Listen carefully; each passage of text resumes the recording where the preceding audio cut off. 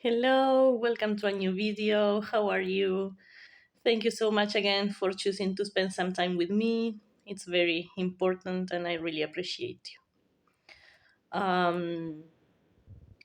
Oh, I'm still trying to figure out how to keep the phone kind of still while I still don't have any proper equipment, but one day it will come.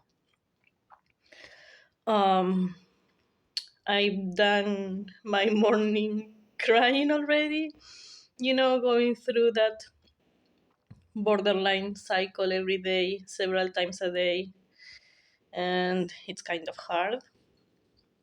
But again, it's just current um, hard life circumstances. So obviously, like one thing affects the other. And then I just don't have many opportunities to film throughout the day because, again, I don't currently live at home and I don't always have the necessary privacy. Plus, really really close by, there is a construction site, and sometimes, it's very noisy. So I kind of do what I can, and this is all about it, doing what you can with what you have until you can do better. Again, I'm very self conscious about my voice and how I sound in general. Um, I was watching one of Alexis Shook's videos, and he was saying, "Oh, when I watch or listen back to my footage, and sometimes I say, oh, I sound this way, or maybe I could have said that better, and this and that." And Alex, his voice is so adorable, and he overall is quite adorable. Maybe he's not everyone cups of tea, but neither am I. No one is. So I was like, wow, how can Alex be self-conscious of his voice? Um, I know in my case it's very tied to two things. First of all, to my accent that we have already discussed. And second is something that I actually wanted to bring up and discuss with my therapist because I don't know if he has noticed or not. Sometimes he's actually very respectful and very respectful of my own timing. So sometimes he won't point something out until I'm ready to bring it up myself. So I'm not sure if he noticed or if he didn't, because maybe he just doesn't know me long enough. We've been working together for several months already, uh, but I don't know. The thing is the change in my voice. I used to have a much softer voice, and it has changed. And I'm not sure how to phrase this on YouTube. Uh, there, have you seen? Like, I have the constant need to clear my throat, and I sound very rough or rasp, like I have a cold all the time sometimes, or a sore throat all the time. Let's say that it's because I've done things to myself um, in order to terminate my own existence in the past. Okay, I'm safe in that sense, I'm I'm not doing any kind of harm to myself, so you don't have to worry about it. Um, but since one of those attempts, let's say, my voice changed, and due to the way I chose to do things, I'm very self-conscious about that, because since then I sound like my voice doesn't sound so soft anymore. Again, I constantly have the need to clear my throat, like there is something bothering me all the time in my throat. It's kind of hard to pinpoint what, and it's something that I want to discuss with my therapist, because we kind of need to determine, if it's something psychosomatic. Probably I should just go and have a checkup. uh, Even though I believe I don't have any serious damage. Oh, that was the couch. Uh, any serious damage at all. This was several months ago. I can speak. You know, uh, but I think that's one of the sources of my insecurities, both my accent and both knowing that this comes from something that I did to myself, you know, and it's kind of hard to come to terms with that. Of course, I'm very, um, I would say I'm conflicted about how things turn out. Because obviously, if you decide to do those kind of things to yourself, you are in a lot of pain already. And right now, I'm even in more pain than I was before. Because life got even harder since then. Uh, but of course, I am anyway happy that I didn't succeed. You know what I mean? Um, because after all, I'm here. I'm making these videos that I know at this point they are not the best quality content in the world. um, but I'm willing to learn. I I'm sharing my story. I know that like now I look super rough. Like every day I cry and cry, and I'm not able to take proper care of myself in many ways due to my current living conditions. I have lots of inflammation because of chronic pain. So I know that within time I will look back at this footage and, as I said in one of my first videos, if not the first one, I will say, okay, girl, you made it, you know. So that's why I decided to talk about this. And it came to me also with the idea of the importance of being honest with your therapist. Because very often I couldn't tell him the whole story. Not because of myself, but because some of the circumstances surrounding things that were going on in my life implied some other people. And I didn't want to kind of damage the image of said people.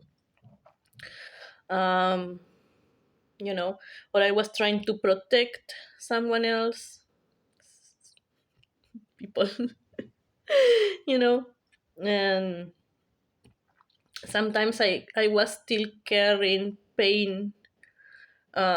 He kind of knew, he respected, you know, what what I wanted to share, how much I wanted to share, and in which moment I was ready to share more.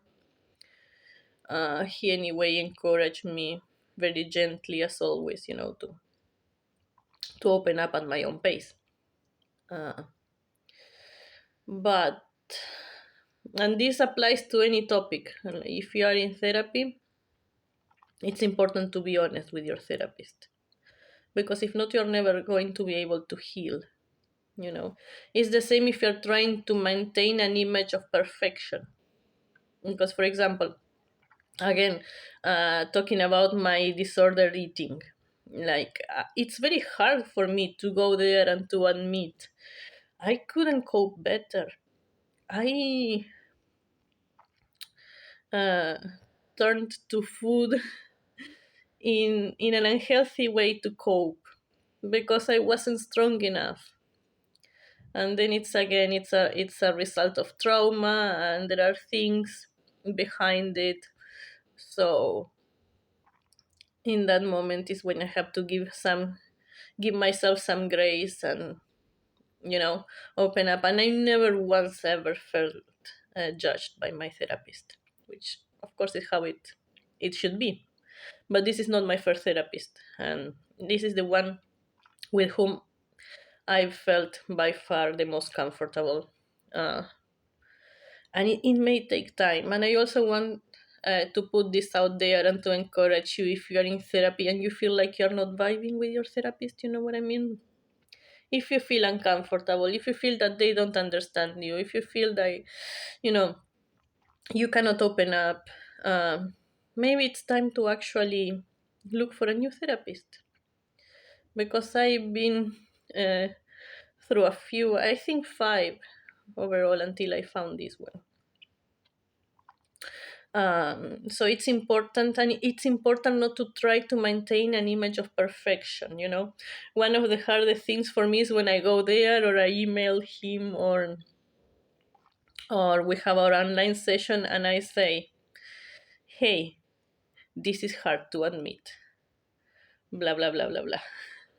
And whatever comes after that phrase, is usually something that will lead me uh, to the path of true healing.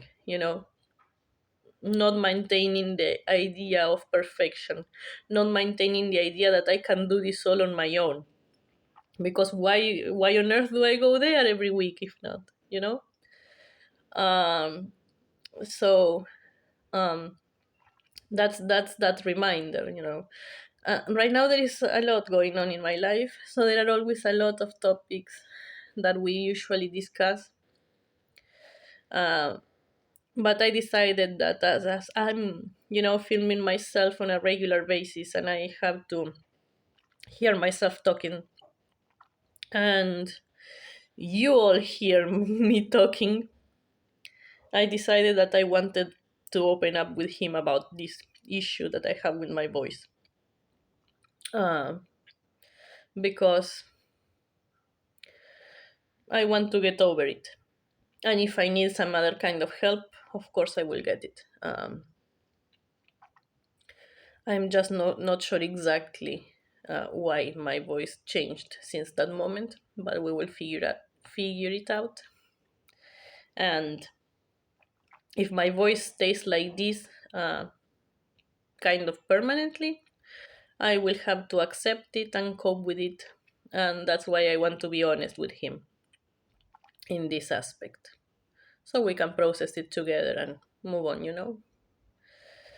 So, again, this is very hard to put out there on the internet. I'm not sure how people may take it. I hope it won't trigger anyone. I will put on some trigger warning in the description and on the thumbnail.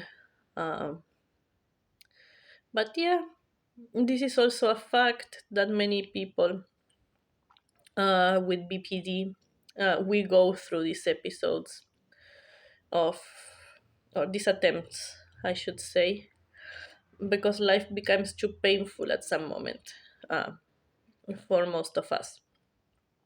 And it's a sad statistic. I don't have the statistics here with me, but many of us go through these attempts.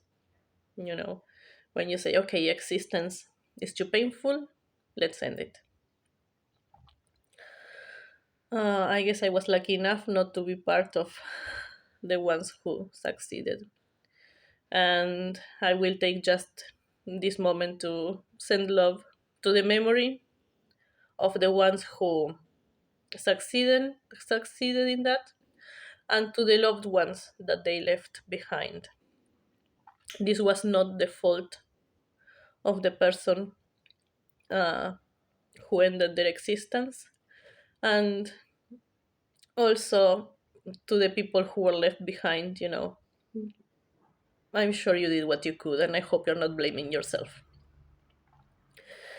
So, on that note, uh, again, I want to thank you for staying this time with me. If you like this kind of content, I know it can be kind of heavy sometimes. I know at this point, at least, the kind of videos that I'm putting up out there are usually kind of heavy mentally, emotionally. So maybe it's not your cup of tea at the moment, I understand. Uh, but if you'd like to support spreading awareness regarding mental health, regarding borderline and other disorders, and just be there sharing my own journey, please consider subscribing, sharing your thoughts in the comments, liking the video, uh, all that stuff. I will really greatly appreciate it. And as always, I hope you're safe and see you in the next video. Bye.